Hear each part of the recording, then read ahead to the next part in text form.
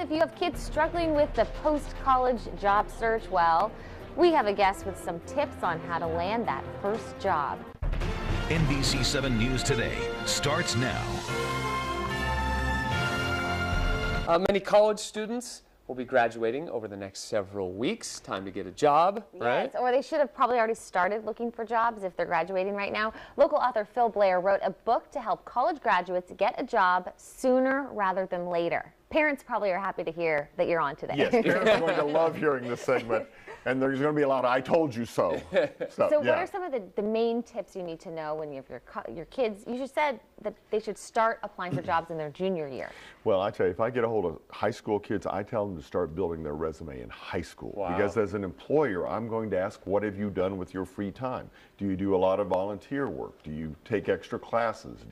What do you do with it? Did you start a club? Did you play sports? What did you do with your time? Because it's indicative, if I hire you, what you're going to do when you come to work for me. Mm-hmm. So by your junior year, you should be doing a lot of networking. You should be practicing interviews. You should be traveling to meet different companies and industries so that you have a job when you graduate.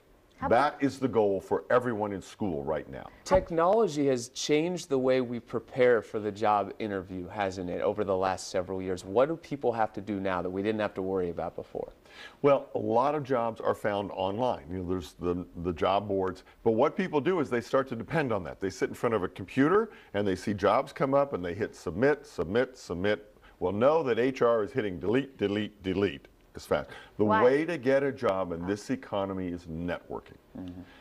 People you know, who know somebody, who knows somebody, who knows somebody. So you have to get that chain going, talking about, I've got a buddy whose son is looking for a job in this area. Yes. Do you know anybody? That kind of thing. You also say Google yourself, which I think is important for people who are posting so many pictures on Facebook. They have to be careful. You don't know what's out there right now. No, and it's interesting, the segment, the selfies, the segment that was just on. Know that as an HR person, I am going to go to your LinkedIn page and I'm going to go to your Facebook page. And if you have the poor choice to put on spring break in Puerto Vallarta and all the wild parties, then I'm going to question your judgment.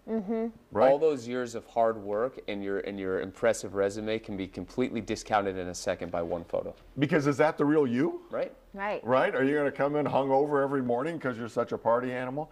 So I tell people, take those pictures down, get the job, and then if you want to put some back up, that's fine. Same with a LinkedIn picture. That is a professional site. Yeah. Right. Not there with a stogie having a good time with the guys. Exactly. Right? Well, Phil Blair, thanks for joining us this morning. You also said, which I liked, is write handwritten thank you notes. Don't just email. Always a good tip. It's a good tip. That's right. They stand out and they are remembered by those of us who get them. I agree. Job one, W-O-N. Thanks, Phil Blair. Right.